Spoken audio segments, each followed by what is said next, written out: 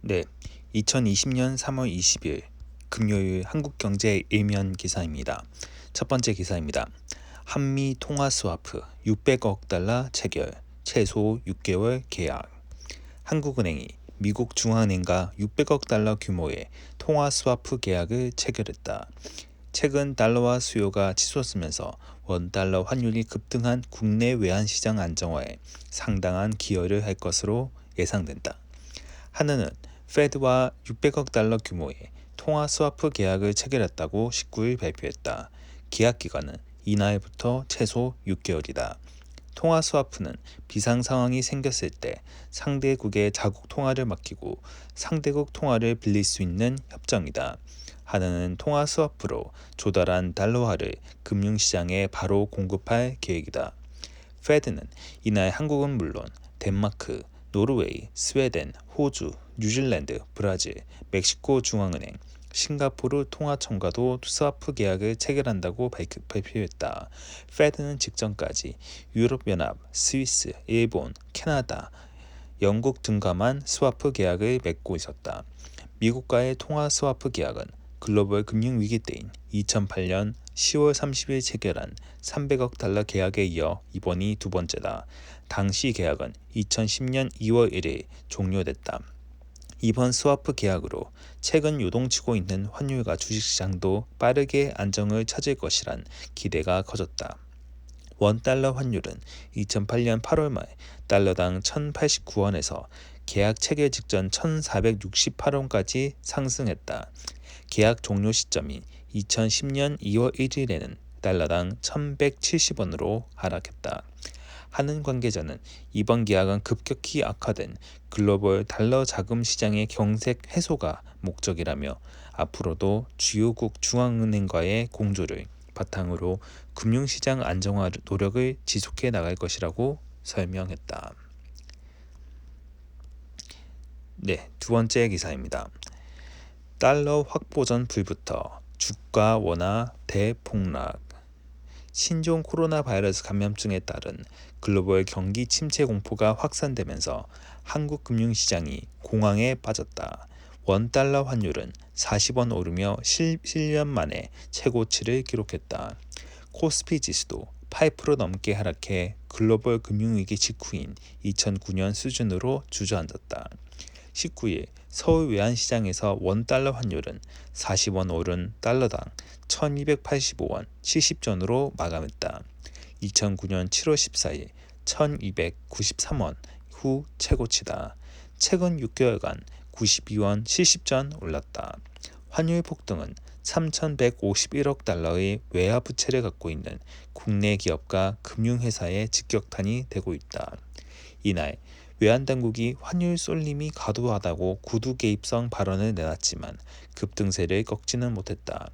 코로나19 사태로 글로벌 시장이 공포에 휩싸이면서 세계 투자자들이 주식과 채권 등 자산을 팔고 달러 쟁탈전에 나선 결과다.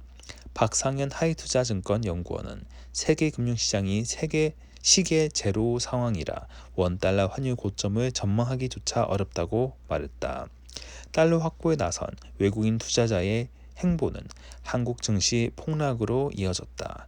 이날 코스피 지수는 133.56포인트 내린 1457.64에 마감했다. 2009년 7월 17일 이후 최저 수준이다. 외국인이 6,218억 원어치를 순매도하면서 낙폭을 키웠다. 외국인은 최근 10일 거래일 동안 유가 증권시장에서 8조 5,718억 원어치 넘게 팔아치웠다. 같은 기간 개인 투자자는 7조 4,671억 원어치 순매수했다.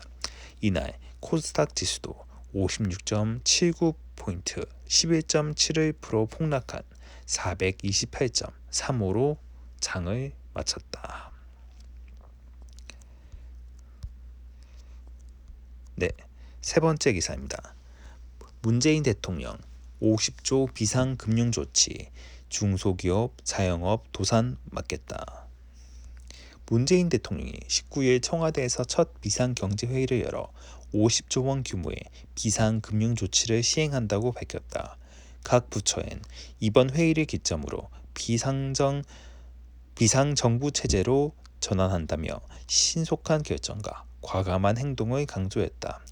문 대통령은 서민 경제의 근간이 되는 중소기업 소상공인 자영업자의 도산 위험을 막고 금융 불안을 해소하기 위한 첫 번째 조치를 결정한다며 이같이 말했다. 비상금융 조치에는 중소기업과 소상공인의 대출 원금 만기 연장을 전 금융권으로 확대하고 대출 이자 납부를 유예하는 등 파격적인 내용이 포함됐다. 대출 만기 연장에는 사상 처음으로 저축은행, 보험 등 제2금융권도 참여한다. 영세 소상공인에 대한 전액 보증 프로그램도 새로 가동된다. 소상공인 긴급 경영자금은 연 1.5% 수준의 초저금리로 12조 원까지 확대된다. 청와대는 신종 코로나 바이러스 감염증 사태로 인한 미증유의 위기를 맞아 규모와 내용에서 전례가 없는 포괄적인 조치를 취했다고 설명했다. 글로벌 금융위기 이후 12년 만에 재가동되는 대통령 주재 비상경제회의는 코로나19 위기에 대응하는 경제중앙대책본부 역할을 맡는다. 문 대통령은 비상경제회의는 논의와 검토가 아니라 결정하고 행동하는 회의라며 신속한 집행을 위한 속도전을 지시했다. 정부는 이날 안건에 오르지는 않았지만 재난 기본소득 검토에도 본격 들어갔다. 문 대통령은 국민의 삶이 무너지는 것을 막는 것이 최우선이라며 조속한 시일 안에 취약계층 지원 방안을 준비할 것을 지시했다. 한편 황교안 미래통합당 대표는 문 대통령에게 국난 극복을 위한 영수회담을 제안했다. 황 대표는 이날 당 최고위원회의에서 저소득 가구와 영세 사업자의 생활 안정을 위해 일정한 현금이 지급돼야 한다. 이런 식의 현금 지급이라면 반대하지 않는다고 말해 재난 기본소득 취지에 찬성한다는 뜻을 밝혔다. 신종 코로나 바이러스 감염증 확산에 따른 소상공인과 중소기업의 피해가 커지자 전 금융기관에서 이들의 대출 원금 만기를 6개월 이상 연장하고 이자 상한을 유예해주기로 했다. 한국 경제의 가장 취약한 고리로 꼽히는 자영업자와 중소기업이 주도산하면 금융 시스템 위기로까지 번질 우려가 있기 때문에 금융권이 선제적 피해 분담에 나선 것이다. 또 정부는 또 주가가 폭락하고 기업이 자금 조달에 어려움을 겪는 점을 감안해 채권, 증권 시장 안정 펀드를 각각 조성해 10조 원 이상 유동성을 공급하기로 했다. 하지만 구체적인 펀드 조성 규모와 대책 시행 시기는 다음 주 발표할 예정이다.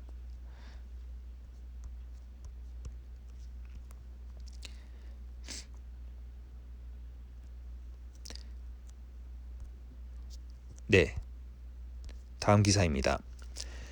신흥국 투자자금 앞다퉈 엑소더스, 러시아, 브라질 등 통화가치 폭락. 신흥국 금융시장에서 자금이 빠른 속도로 빠져나가고 있다. 이들 국가의 통화가치는 일제히 폭락세를 보이고 있다. 신종 코로나 바이러스 감염증 사태와 국제 유가 폭락 등이 겹치며 신흥국들의 경제 위기가 확산되고 있다. 월스트리트 저널은 18일 국제금융연구소 분석을 인용해 지난 1월 20일 이후 8주간 코로나19가 세계로 확산되는 사이 550억 달러, 약 70조 원 규모의 자금이 신흥국 주식과 채권 시장에서 빠져나갔다고 보도했다. 이는 2008년 금융위기 당시 비슷한 기간에 신흥국 시장에 이탈한 자금 250억 달러보다 2배 이상 큰 규모다. 글로벌 투자자들은 브라질, 러시아, 인도 등 주요 신흥국 시장에서 발을 빼고 있다. 브라질 증시의 보베스파 지수는 올 들어 이날까지 43.5% 폭락했다. 러시아 MOEX 지수도 31.3% 내려갔다. 미국 달러와 강세가 뚜렷해지면서 신흥국 통화 가치도 빠르게 떨어지고 있다. 이날 러시아 루블화의 미 달러 대비 환율은 7% 이상 오른 달러당 80.94 루블까지 치솟았다. 브라질 헤아라의 미 달러 대비 환율도 4%가량 오른 5.199 헤아를 기록해 헤아와 가치는 사상 최저로 떨어졌다.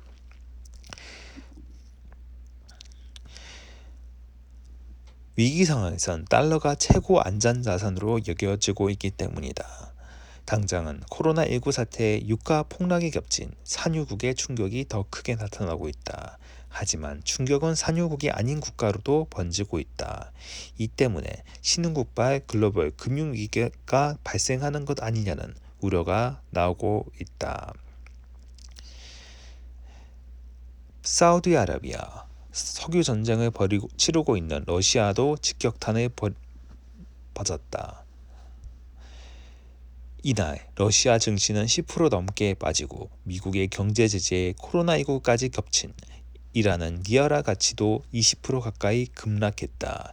이란은 외화 부족을 막기 위해 국제통화기금 IMF에 50억 달러의 긴급 자금을 요청했다.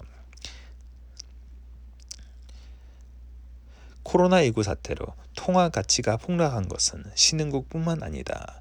영국 파운드화와 유로화 가치도 하락하고 있다. 파운드화 가치는 최근 10일 사이 미국 달러 대비 12% 하락했다. 파운드화 가치는 이날 하루에만 5% 가까이 떨어져 1985년 이후 35년 만에 최저 수준이 됐다. 유로화의 미국 달러 대비 가치도 지난 9일 이후 4.9% 급락했다. 신흥국들은 금융시장을 걸어 잠그는 초강수까지 두고 있다. 필리핀은 지난 17일 자국 주식시장을 포함한 금융시장을 전면 폐쇄했다. 이후 논란이 일자 이틀 만인 19일 운영을 재개했지만 투자자들이 급히 자금을 빼내면서 필리핀 증시 종합지수가 이날 개장 직후 한때 24%나 빠졌다. 미국 뉴욕 증권거래소는 오는 23일부터 월가에 있는 오프라인 거래소를 일시적으로 폐쇄한다고 이날 밝혔다. 전자거래만 허용하기로 했다. 객장 내 직원 중 2명이 코로나19 확진자로 판명된 데 따른 조치로 알려졌다. NISE 모회사인 인터컨티넨털 익스체인지는 성명을 통해 거래소 객장은 독특한 가치를 지닌 곳이지만 우리의 시장은 전자거래 방식으로 충분히 운영될 수 있다고 설명했다.